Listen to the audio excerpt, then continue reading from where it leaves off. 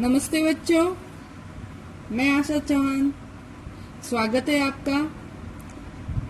आज अपन आपकी पाठ्य पुस्तक हिंदी व्याकरण से पढ़ेंगे भाषा, लिपि, बोली, हिंदी भाषा और व्याकरण, इसके बारे में जानेंगे। ये आपका फर्स्ट चैप्टर है, तो जानते हैं इसके बारे में।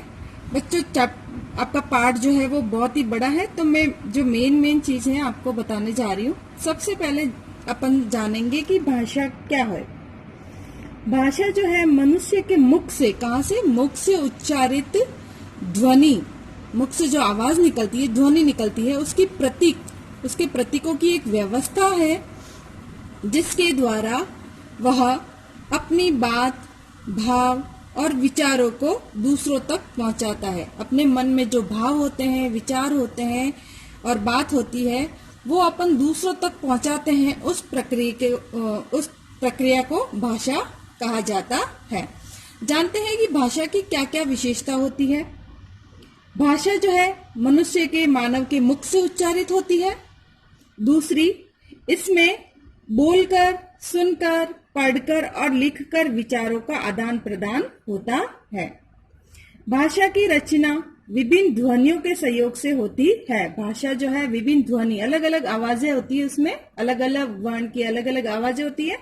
तो इस ध्वनियों के, जब ध्वनियां अलग आपस में मिलती हैं, आवाजें आपस में मिलती है, तो उसकी रचना होती है। भाषा में सार्थक ध्वनियां होती है। एक अर्थ वाली ध्वनियां होती है जिससे एक शब्द बनता है। तो इन सार्थक ध्वनि, अर्थ के साथ में जो ध्वनि आवाजें निकलती है, वो भाषा कहलाती है। ध्वनियों के लिए निर्धारित चिन्ह होते हैं। भाषा में दूसरों तक बात पहुंचाने के लिए निश्चित वाक्य विन्यास होता है। एक बात जब अपनी कंप्लीट हो जाती है तब अपन रुकते हैं। वाक्य का विन्यास का मतलब वाक्य खत्म हो जाता है। भाषा में सुनना, बोलना, पढ़ना, लिखना आदि भाषाई कौशल का प्रयोग होता है। 4 कौशल बताए गए: सुनना, बोलना, पढ़ना और लिखना। भाषा न होती तो ये संसार जो है वो गूंगा होता। ठीक है। अब देखते हैं कि भाषा के कितने रूप हैं। भाषा के 2 रूप हैं। पहला है मौखिक, दूसरा है लिखित। सबसे पहले जानते हैं मौखिक भाषा क्या होती है। ठीक है। भाषा का वह रूप जिसमें बोलकर, क्या करके? बोल के, ये बोल के शब्द जो है वो इस पर ध्यान रखना, बोलकर व्यक्ति अपनी बात दूसरों तक पहुंचाता है, मौखिक भाषा कहलाती है। मौखिक भाषा की इकाई ध्वनि है। क्या है? बोलते हैं अपन तो आवाज आती है ना, जब बोलते हैं तो आवाज आती है और वो आवाज ही ध्वनि है। ठीक है। हाँ, तो बच्चों अब जानते हैं अपन लिखित भाषा के बारे में। भाषा का वह रूप जिसमें व्यक्ति लिखकर, वहां पे बोलकर था, यहाँ पे लिखकर है, लिखकर अपने मन के भावों को, विचारों का आदान प्रदान, जो एक दूसरे के साथ की बात जानना और बताना, आदान प्रदान करता है, उसे लिखित भाषा कहते हैं। ये हो गई आपकी भाषा के 2 रूप, लिखित और मौखिक। अब जानते हैं कि भाषा के प्रमुख घटक क्या क्या है। तो सबसे पहला घटक है ध्वनि, दूसरा है वर्ण, तीसरा है शब्द और चौथा है वाक्य। सबसे पहले ध्वनि, अभी बताया मैंने, आवाज ध्वनि। तो आवाज मुख से उच्चारित होती है, मुख से आवाज ध्वनि कहलाती है, पहले ही बता चुकी हूं मैं आपको। वर्ण जो है भाषा की सबसे छोटी से छोटी ध्वनि, जिसके टुकड़े नहीं किए जा सकते, वो वर्ण कहलाता है, जैसा कि क, ख, अ, आ आदि। अब शब्द, वर्णों का सार्थक मेल जो है वो शब्द कहलाता है, जैसे कि र एक वर्ण है और ये थ भी वर्ण है, दोनों वर्ण मिल गए तो क्या बन गया? शब्द बन गया। तो वर्णों का मेल, वर्णों का सार्थक मेल क्या कहलाता है? शब्द। ठीक है। आगे चलते हैं। वाक्य, शब्दों की व्यवस्थित और सार्थक समूह। जब शब्द जो है, बहुत सारे शब्द मिलके एक सार्थक समूह बन जाता है, एक अर्थ प्रदान करता है, तो वो वाक्य ऐसा शब्द समूह है जो संपूर्ण विचार को प्रकट करने की सामर्थ्य रखता है। जब बहुत सारे शब्द आपस में मिलके एक अर्थ प्रदान करते हैं तो वो वाक्य कहलाता है। ठीक है, अब जानते हैं लिपि। लिपि क्या होती है? तो भाषा लेखन के लिए एक निश्चित चिन्हों की व्यवस्था की गई है और लिपि भाषा का लिखित रूप है। भाषा को लिखने के लिए लिपि का प्रयोग किया जाता है और वही लिखित रूप जो है वो लिपि कहलाता है। प्रत्येक भाषा की अपनी लिपि होती है। हिंदी भाषा की भी लिपि है, उसका नाम है देवनागरी लिपि। ब्राह्मी लिपि से इसका विकास हुआ है और संस्कृत, नेपाली, बोडो, मराठी, संथाली आदि भाषाओं की लिपि भी देवनागरी है। इन 5 भाषाओं की लिपि भी देवनागरी लिपि ही है और देवनागरी लिपि का जन्म जो है वो ब्राह्मी लिपि से हुआ है। ठीक है, जानते हैं देवनागरी लिपि की विशेषता क्या क्या है। ये वैज्ञानिक है, मतलब जैसी बोली जाती है वैसी ही लिखी जाती है। हर एक वर्ण का एक मतलब अर्थ है, तो वैज्ञानिक लिपि है ये। देवनागरी लिपि दाएं से बाएं लिखी जाती है। दुनिया के किसी भी भाषा के शब्द को देवनागरी लिपि में लिखा जा सकता है। किसी भी भाषा, चाहे इंग्लिश हो चाहे कोई सी भी अन्य भाषा हो, उसको आप लोग हिंदी में लिख सकते हो, देवनागरी लिपि में लिख सकते हो। कंप्यूटर पर यूनिकोड द्वारा देवनागरी में लिखे लेख का किसी भी भाषा में अनुवाद किया जा सकता है। किसके द्वारा? कंप्यूटर पर यूनिकोड के द्वारा। ठीक है, तो ये है। इसके बाद में अपन पढ़ेंगे बोली। बोली जो है एक क्षेत्र विशेष में बोली जाने वाली भाषा जो है वो बोली कहलाएगी। ये भाषा का मौखिक रूप है। क्षेत्र विशेष में प्रचलित मुहावरे, लोकगीत, लोकोक्तियां, लोक कथाओं की छटा भी इसमें देखने को मिलती है। बोली का साहित्य मौखिक ही रहता है। बोली का कोई व्याकरण भी नहीं होता और बोली का क्षेत्र जो है वो सीमित होता है। एक छोटी सी जगह पे जो भाषा बोली जाती है उसको बोली कहा जाता है। ठीक है, अब जानते हैं भाषा के बारे में।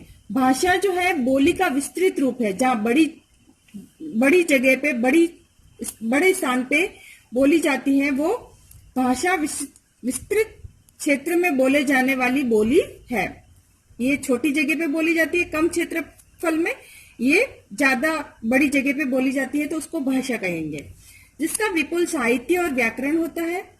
भाषा का प्रयोग संचार माध्यमों में विचार के आदान प्रदान में किया जाता है और विश्व में अनेक भाषाएं बोली जाती है। विश्व की प्रमुख भाषाएं हिंदी, संस्कृत, चीनी, अंग्रेजी, जर्मन, रूसी, फ्रेंच, अरबी, उर्दू, स्पेनिश आदि।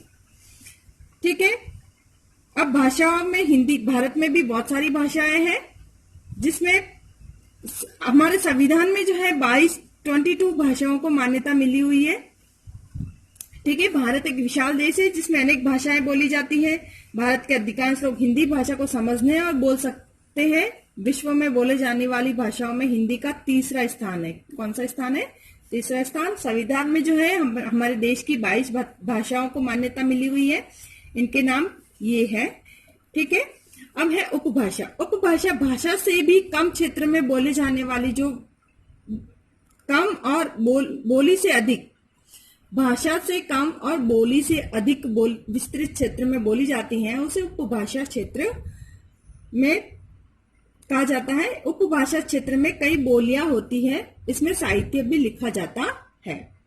ठीक है, तो ये है आपकी यहाँ पे हिंदी और ये उपभाषा है, ये बोलियां है। अब हिंदी एक भाषा है और हिंदी की ये 5 जो है वो उपबोलियां बताई गई है। पूर्वी हिंदी, बिहारी हिंदी, पश्चिमी हिंदी, राजस्थानी हिंदी, पहाड़ी हिंदी। और इन उपभाषाओं की भी वापस बोलियां बताई गई है।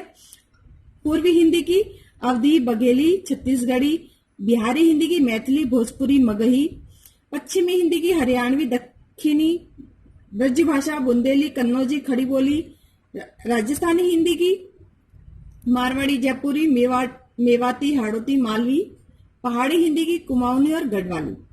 इस प्रकार से ये सारी भाषा के उपभाषा भेद और उपभाषाओं की बोलियां भेद बताए गए हैं। अब जानते हैं यहाँ पे क्या कह रहा है। अवधी भाषा जो है वो, उसमें गोस्वामी तुलसीदास द्वारा रामचरितमानस लिखा गया है। ऐसे ही मलिक मोहम्मद जायसी द्वारा रचित पद्मावत लिखा गया है। ब्रज भाषा में सूरदास द्वारा रचित सूरसागर लिखा गया है। आज की हिंदी खड़ी बोली का परिष्कृत रूप मानी जाती है। हिंदी की आज जो अपन हिंदी पढ़ रहे हैं वो खड़ी बोली का परिष्कृत मतलब सुधरा हुआ रूप है। अमीर खुसरो की को खड़ी बोली का पहला कवि माना गया है। और जानते हैं मातृभाषा, राजभाषा, राष्ट्रभाषा और मानक भाषा। मातृभाषा जो बच्चा जन्म के साथ में जिस भाषा को सीखता है वो मातृभाषा कहलाती है। बच्चा जन्म के साथ में जो भाषा सीखता है वो मातृभाषा, जो उसके घर में सीखने को मिलती है उसको वो मातृभाषा कहलाती है। राजभाषा जो भाषा राजकाज में, राज के मतलब सरकारी काम में जो प्रयोग में ली जाती है उसे राजभाषा कहते हैं। भारतीय संविधान सभा ने 14 सितंबर 1949 को हिंदी को राजभाषा घोषित किया गया है। किसको? अपने संविधान में किसको राजभाषा घोषित किया गया है? हिंदी को। और कब? 14 सितंबर 1949 को। अब है राष्ट्रभाषा। देश के अधिकांश लोग जिस भाषा को बोलते हैं समझते हैं उसे राष्ट्रभाषा कहते हैं। हमारे देश भारत की राष्ट्रभाषा हिंदी है। अब मानक भाषा। मानक भाषा को संपर्क भाषा भी कहा जाता है। भारत एक विशाल देश है, इसमें कई भाषाएं और बोलियां समझी जाती है। हर प्रांत की अलग भाषा है। विभिन्न प्रांतों में संपर्क स्थापित करने में हिंदी जो है वो महत्वपूर्ण भूमिका निभाती है। भारत की संपर्क भाषा भी हिंदी ही है। विश्व के अन्य देशों की संपर्क भाषा को अंग्रेजी भाषा है। अंग्रेजी को विश्व की संपर्क भाषा कह सकते हैं और भारत की जो संपर्क भाषा है वो हिंदी कही जा सकती है। भाषा का मानक रूप। विद्वानों शिक्षितों द्वारा स्वीकृत भाषा के सर्वमान्य रूप को मानक भाषा कहा जाता है। जो विद्वान और शिक्षित लोग तय करते हैं वो मानक भाषा कही जाती है। हिंदी भाषा व्यापक और विशाल क्षेत्र में बोली जाने वाली भाषा है, इसलिए ये अनेक रूपों में बोली और लिखी जाती है। संदेहजनक स्थिति को दूर करने के लिए विद्वानों ने हिंदी को ही मानक भाषा स्वीकार किया है। ये मानक भाषा जो है अपने देश की कौन सी है? हिंदी। ठीक है। अब व्याकरण के बारे में जानते हैं। व्याकरण वह शास्त्र है जो भाषा को शुद्ध करता है। क्या करता है? भाषा को शुद्ध। ठीक है। व्याकरण भाषा को शुद्ध करता है, भाषा को भली प्रकार समझने में सहायता भी करता है। तो व्याकरण से क्या क्या लाभ है अपने को? व्याकरण भाषा को नियमबद्ध और व्यवस्थित करता है। व्याकरण भाषा में स्थिरता, एकरूपता, शुद्धता लाता है। भाषा के घटक वर्ण, शब्द, वाक्य, पद आदि से संबंधित नियम बनाता है। व्याकरण भाषा नहीं बनाता बल्कि जो भाषा प्रयोग हो रही है उसी को आधार बनाकर व्याकरण रचता है। भाषा में परिवर्तन आने पर व्याकरण में भी परिवर्तन होता है। अब व्याकरण के कितने भेद बताए गए हैं? व्याकरण के 4 भेद बताए गए। वर्ण, शब्द, पद और वाक्य। वर्ण, इसमें वर्णों का आकार, उच्चारण, वर्गीकरण, संयोग आदि पर विचार किया जाता है। शब्द, भाषा में प्रयुक्त शब्दों के स्रोत, उत्पत्ति, भेद, रचना आदि पर विचार किया जाता है। पद, जब शब्द वाक्य में प्रयुक्त होता है तो पद कहलाता है। पद के भेद, उसके विकारी और अविकारी, पदबंध आदि पर विचार होता है। वाक्य विचार में वाक्य की रचना, वाक्य के भेद, उपवाक्य, वाक्य विश्लेषण, विराम चिन्ह आदि की चर्चा होती है। तो बच्चों ये आपका फर्स्ट चैप्टर जो है वो भाषा, लिपि, बोली, हिंदी भाषा और व्याकरण, इसके बारे में आज अपन ने जाना। इसको आप वापस एक बार रीडिंग कर लेंगे तो आपको चैप्टर जो है वो अच्छे से समझ में आ जाएगा। आज के लिए इतना ही, मिलते हैं। ओके।